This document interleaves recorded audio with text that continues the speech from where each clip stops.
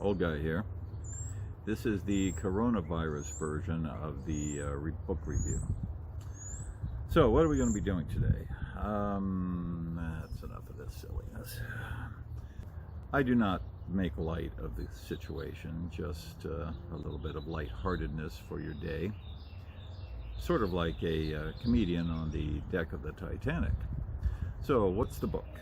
It is Caliban's War, which is the second book of James S.A. Corey's Expanse series, which I finished a while ago actually, and the finishing of which was duly noted and duly reported to the world by Goodreads without my input.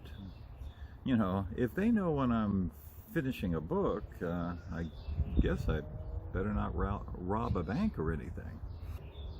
Ordinarily, I would not discuss a series unless I was either finished with it, such as John Sanford's Prey series, or impressed with it, like Daniel Suarez's Damon series. Now, in the case of the Expanse series, the books, it's because I'm impressed with it. I haven't finished it yet, but also for another reason that I've mentioned in other posts, which is the difference between book and movie, or in this case, TV series. Because you can't discuss the Expanse novel series without giving at least a tacit nod towards its rather extraordinary dramatization. So, let me get the comparison out of the way. Both the TV series and the novel series are great and different from each other. Thank God.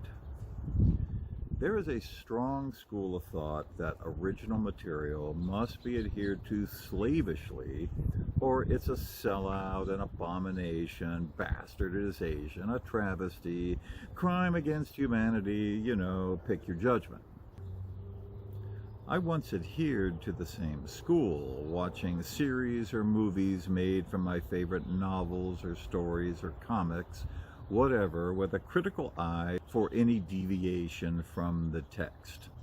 Aha, look, Matthias is an actual vampire in I Am Legend, and in the movie The Omega Man, he's just a nut. You get a certain smug satisfaction from noting such deviations because we readers are better people. We just are. We haven't needed pretty pictures in our reads since kindergarten, except in our comic books, graphic novels. So over the years, my moral superiority on this issue has kind of eroded.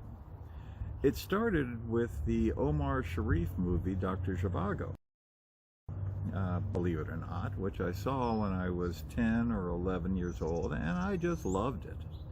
Yeah, seriously, I did, although I didn't understand half of what I was watching. So, decades later, I tried to read the Boris Pasternak book. Tried. Couldn't make hide nor hair of what I was reading there either, which sort of made me inclined towards the movie version. But the stake through my non-revisionist heart was Peter Jackson's Lord of the Rings trilogy. You know, I think we're being strafed.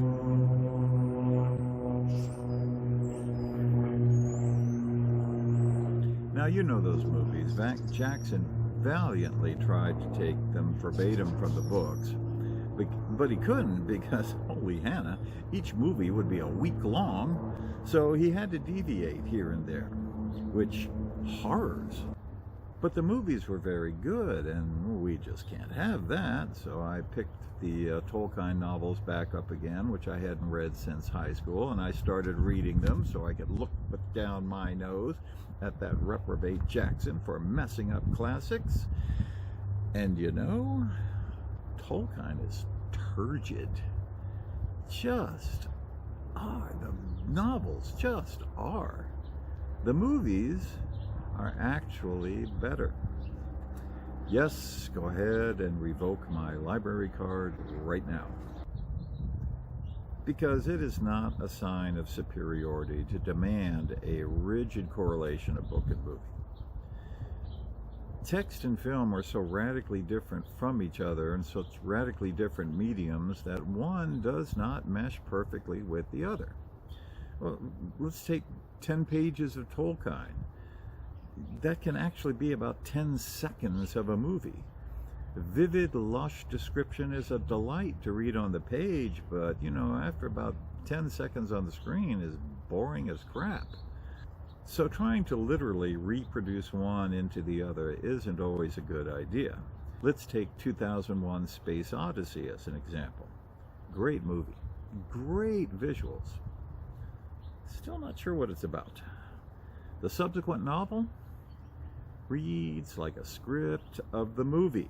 The only positive is at the end of the book where you get a bit more clarification of Space Baby.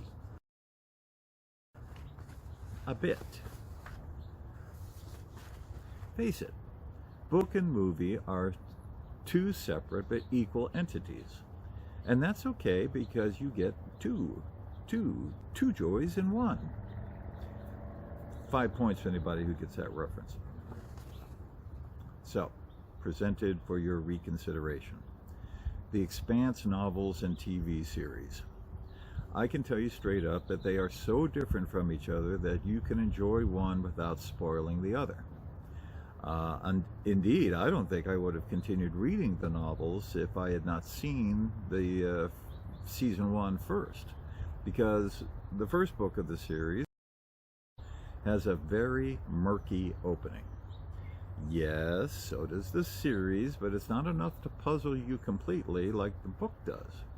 So since I knew from the series what was going on, I could cut through the novel's murkiness and continue without running into any spoilers because different from each other. You don't even meet Secretary Avasarala in the novels until Caliban's War. But she's right there from episode 1 of the series, played by Shori Agdashlu, to whom I pledge undying love. And Caliban's War ends with an event that I have yet to see in the series, which I'm realizing which has already happened in this latest season, but did not really become a spoiler. It was more an anticipation. So yes, continue reading the series, and yes, continue watching the season, with no concern that one is going to cross center line and smack head on to the other. And if it does, still good. Old guy here. See you later.